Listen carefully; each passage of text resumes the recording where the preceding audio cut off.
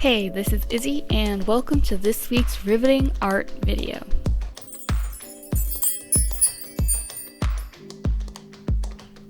Today we'll be doing a Meet the Artist 2020, but I wanted to start off by talking about my Meet the Artist 2019.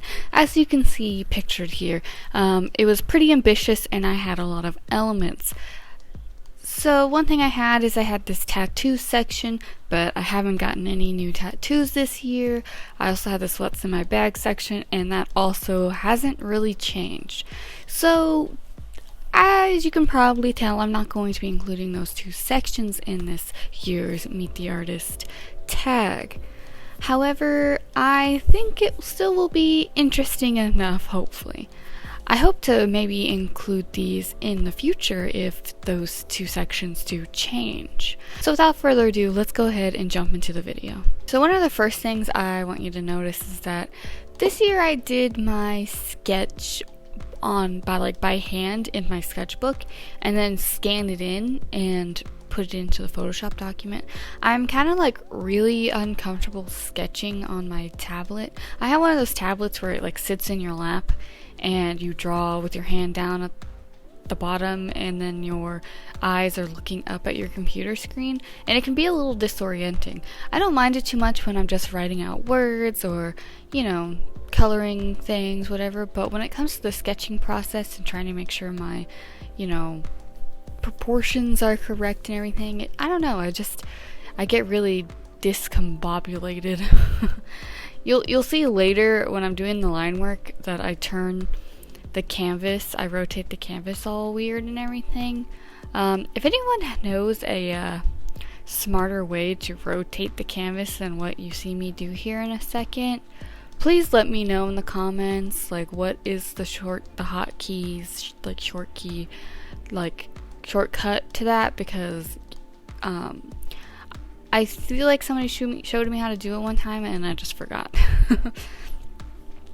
Anyway, so basically the rest of this video I'm just gonna be coloring and doing line work and stuff like that, and I have a really backwards way of doing digital illustrations. I kind of rarely do them, so please excuse that and just ignore it, please. Basically my Meet the Artist tag is my annual reminder that I have some sort of capacity to do digital artwork. So other than that, I guess we can just go ahead and chit-chat away and see where this takes us. I do not have any bullet points of things to talk about, so I guess maybe I'll talk about some of the things on my likes and dislikes list. So there definitely are some repeats from last year's likes list. So I mentioned Animal Crossing, Avatar: The Last Airbender. Those two things I just love them. And then I think a new addition is Kirby. Even though I for sure liked Kirby last year, I don't know what didn't make my list, unless it did. I can't remember. And then I think, another repeat from last year is Naruto. A lot of people have been hating on Boruto, but it's kind of it can be good. It can be good. I don't know, I don't want to bore you guys if you're not here to talk about Naruto and Kirby. I'm really excited for the Avatar: The Last Airbender live action on Netflix. Some people have been telling me that they're kind of worried. They're what if it's just bad again? But I have a feeling that there's so much pressure on them to make sure it isn't bad again, that it's gonna have to be good, or people will just hate the writers. And that's another difference between the one that M. Night did and the live action coming on Netflix, is that the script will be written by two of the original writers from Avatar. So that's got me really excited. I believe it comes out, they're filming this year, and I believe it comes out 2021. So heck yeah. Let's see. Plans for 2020 for me. I don't know, my life is in this really weird spot where I don't have the luxury of planning things in advance. Just financially, like the idea of planning a trip or something. But some things I want to do this year. My boyfriend, his sister lives in Florida, and so we really want a road trip to Florida, say hi to her, and neither of us have really traveled much in our life. We've pretty much only ever been to Missouri and Texas. So we hope to road trip to Florida, and neither of us have been to Disney World, so we really want to do like a day trip to Disney World and Universal.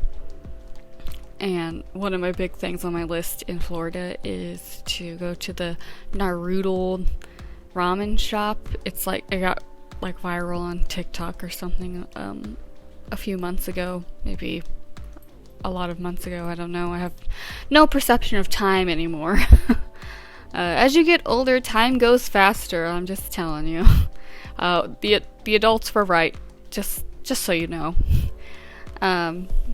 So yeah, we really want to do that at one point. And then my dad is stationed in Guam right now. And so I really want to go and see him. He has a voucher for a free round trip ticket, and that is like a $3,000 ticket. A lot of times when he's stationed abroad, if he decided not to come home for Christmas this year, so that meant that he still gets to keep that voucher and somebody can go there and visit him. My mom doesn't really want to do it. She doesn't like long flights and stuff, so he asked me if I wanted to go. And I've never left the country. Granted, it is a US territory, so I don't even need a passport, which is super cool because I do not have one. So hopefully I can do that. If I do, you'll get some cool videos out of it, I guess. Oh, here's me putting my likes and dislikes. So, that was another thing I wanted to talk about, is the dislike thing. I think starting next year I will not be doing a dislike column. To me, I don't know, it's like, why would I take the time to think of things I dislike and put those in a column? Like, the fact that I had to sit there and think about things I don't like for like 10 to 15 minutes while I put them in there, like, that's not a headspace I want to be in. No thank you. And like, there's already so much negativity in this world, and like, I don't know, if I'm not in a mood to think of things I don't like, and I usually try not to be, then I'm not gonna force myself to like go to that headspace just to fill out a column on a drawing, you know what I mean?